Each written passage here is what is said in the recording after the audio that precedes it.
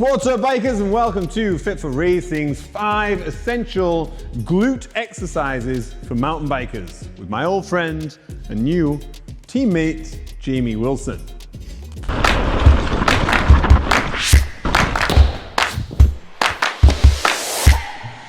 You might be wondering where Pat is. He's on a date at Innerleithen.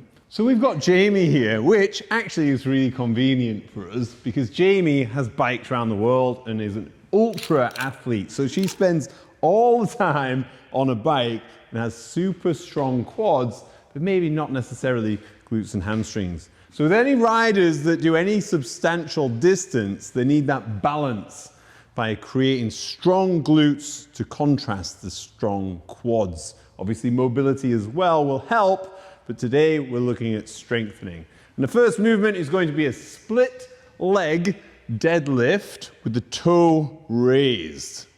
Yeah?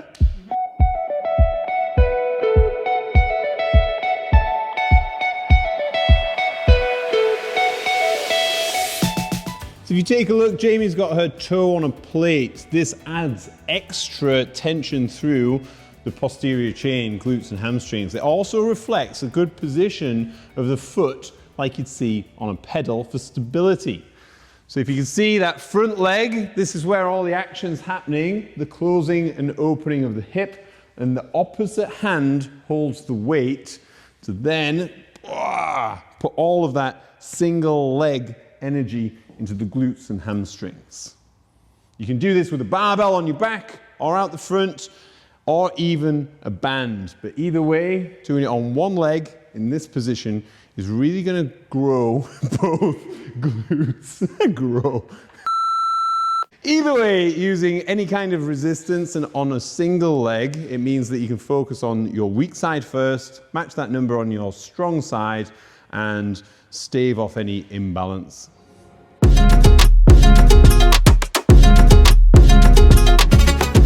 This next movement we're going to call the banded glute activator. As you can see, it's a band, and we're going to activate the glutes. This is a good movement to build strength, but also to perform before squats to get the glute firing, which might help in the big compound lift, where sometimes when they're not firing, it can compromise a little bit of your performance on that.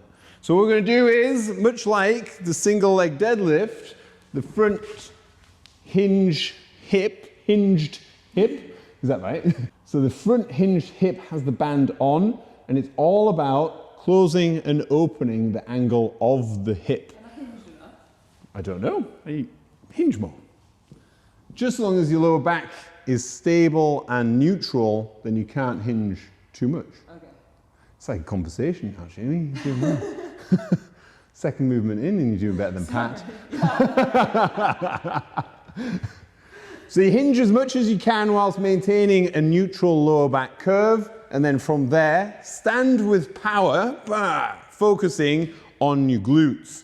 This back foot will come up side by side with the front foot, boom. And as you can see, this is a good movement to generate a little bit of power, a little bit different, pulling away from the rig. It's a really good one. You can adjust the tension by using different bands or simply going further away from the rig. Choose the right tension for your goals for the day.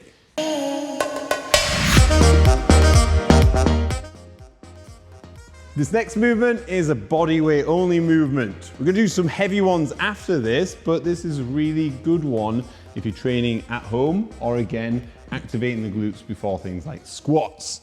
So Jamie's laying back on the ground with her feet flat. We're going to do a double-legged glute bridge to start. So that is simply bringing the hips up so your torso is in line with your quads and then back down again. A little pause at the top, or you can extend that to work isometrically and gain some muscular endurance.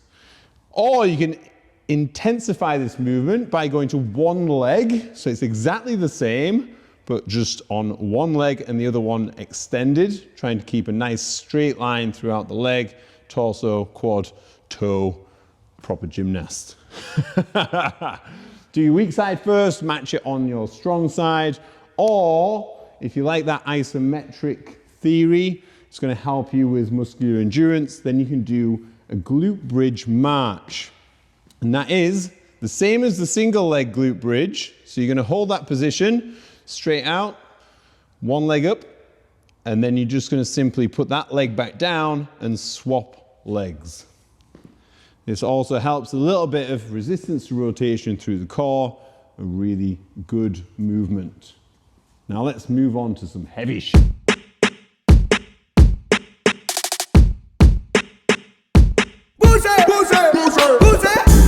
This next movement hits a different angle. It is a double kettlebell sumo deadlift.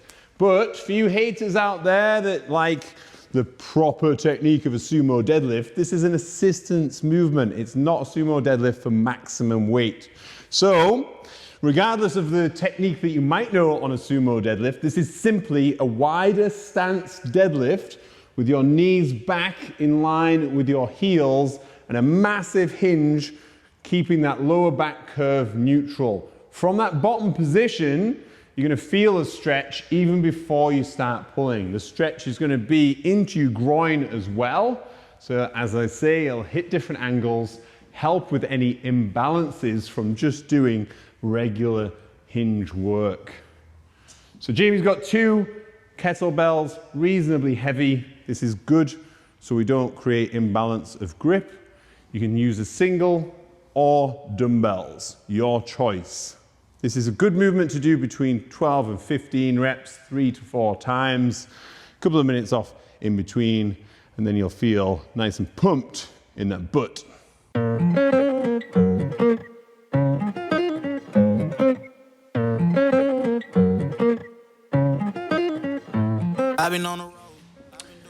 Now we're going to take a look at the heaviest movement that you'll ever do in the gym. It is a deadlift, but with a difference. So Jamie's going to perform a deadlift as she would normally, which is predominantly a hinged movement.